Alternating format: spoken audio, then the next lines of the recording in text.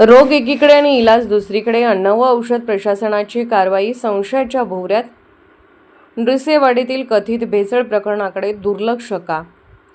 शिरोळ तालुक्यातील नृसिंहवाडी येथे कर्नाटकातून मोठ्या प्रमाणात दूध पावडर आणून त्यापासून कथितरित्या भेसळयुक्त खवा तयार केला जात असल्याच्या बातम्या काही दिवसांपूर्वी प्रसारमाध्यमांमधून समोर आल्या. या वृत्तामुळे नागरिकांच्या आरोग्याचा प्रश्न ऐरणीवर आला होता. त्यानंतर लोकजनशक्ती पार्टीचे जिल्हाध्यक्ष सुनील कुरुंदवाडे यांनीही संबंधित गोडांवर तात्काळ कारवाई करून सत्य बाहेर आणण्याची मागणी वरिष्ठ अधिकाऱ्यांकडे केली होती. मात्र या सर्व घडामोडीनंतरही अन्न औषध प्रशासनाने थेट संबंधित ठिकाणी कारवाई न करता अन्यत्र धाडी टाकल्याने अनेक प्रश्न उपस्थित होत आहेत. ज्या ठिकाणाबाबत तक्रारी, आरोप आणि संशय व्यक्त केला जात आहे त्या ठिकाणी कारवाई न होता इतरत्र कारवाई होणे म्हणजे रोग एकीकडे आणि इलाज तिसरीकडे अशीच परिस्थिती असल्याची भावना नागरिकांमध्ये निर्माण झाली आहे. यामुळे अन्न व औषध प्रशासनाच्या कार्यपद्धतीवर संशयाची छाया पडू लागली आहे. विशेष म्हणजे संबंधित प्रकरणात आंदोलनाचा इशाराही देण्यात आला होता तरी देखील प्रशासनाकडून कोणतीही ठोस कारवाई झालेली दिसत नाही. त्यामुळे या प्रकरणात काही अर्थपूर्ण घडामोडी घडल्या आहेत का अशी चर्चा तालुकाभर रंगू लागली आहे.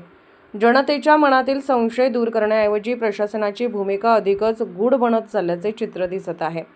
स्थानिक पातळीवर आणखी एक गंभीर चर्चा सुरू आहे. अन्न व औषध प्रशासनाची तपासणी पथके येण्यापूर्वी संबंधित गोडाऊन चालकांना किंवा कथित भेसळ व्यावसायिकांना मोबाईलद्वारे माहिती दिली जात असल्याचा आरोप केला जात आहे.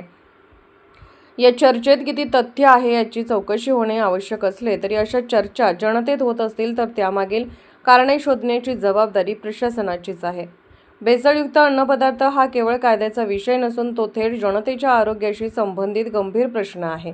नागरिकांच्या जीवाशी खेळणाऱ्यांवर कठोर कारवाई होणे अपेक्षित असताना कारवाईतील विलंब आणि निवडक ठिकाणीच होणाऱ्या धाडी यामुळे प्रशासनाच्या पारदर्शकतेवर प्रश्नचिन्ह निर्माण होत आहे.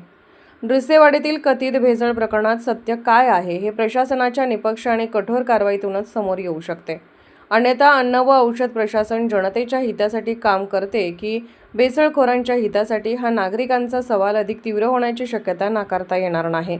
आता वरिष्ठ अधिकाऱ्यांनी या प्रकरणात स्वतः लक्ष घालून वस्तुस्थिती जनतेसमोर आणण्याची गरज निर्माण झाली आहे. SK news Kurundwad.